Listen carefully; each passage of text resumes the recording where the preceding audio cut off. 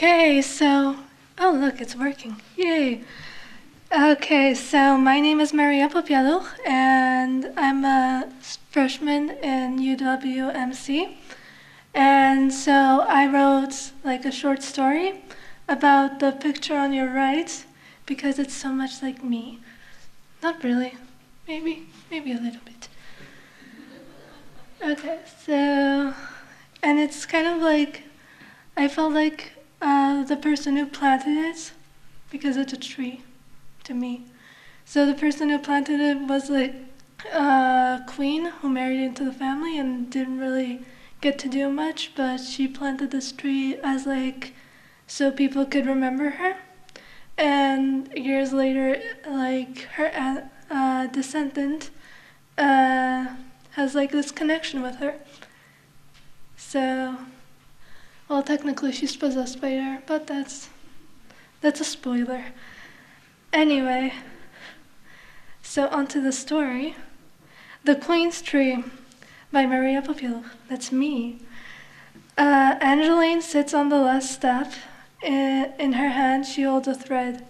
The thread spins round one finger, one time, two times, three times, and then unravels, and she begins again. Her feet, clothed in snow-white flats, do not touch the floor. It isn't because the marbled ground is dirty, or even that it is cold. It's because just a few feet away, an array of tangled roots splays out of the ground like the legs of a spider. They belong to the grand oak tree in the center. It had been planted there centuries ago by Angeline's ancestor, the peasant queen. She thinks it a strange name for the woman, for she had neither helped the poor nor had she come from their class. The peasant queen, who shall remain unnamed, for it was too long and Angeline could not bother with it, had come from a well-off middle-class family who dealt with the food industry. When the king had announced he was looking for a queen, she jumped at the chance for more power.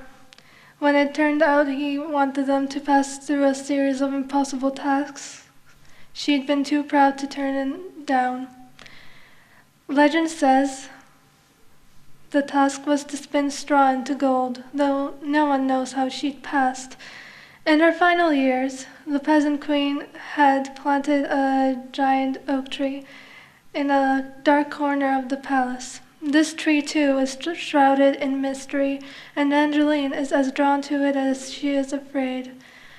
How has it gotten so mangled, its limbs so twisted? Is it simply a victim of its environment, or is it something different, something dark and twisted? The gold thread on her finger unwinds again, and the door slams open with it. Princess Angeline, your coronation cannot commence without you, the young guard says, her head bowed just a bit to show respect. I know, she replies, tone just a tad too distant to be irritated. They gave me 10 minutes, did they not? And then I still have 30 seconds left. Didn't the queen ever tell you about the importance of being early? Yes, but she is gone and I am old enough to make my own mind up. 25 seconds, leave. The guard grumbles and retreats behind the door. Silly girl, she ought to remember her place. What were her mother and father thinking when they hired her? Good luck, a voice whispers in Angeline's head. Angeline slips the thread back into her pockets and nods slightly. And even though she cannot see her, she knows the peasant queen does the same. They are one person after all. Or better yet, two souls in a single body, and together they will transform this godforsaken land into something worth fighting for.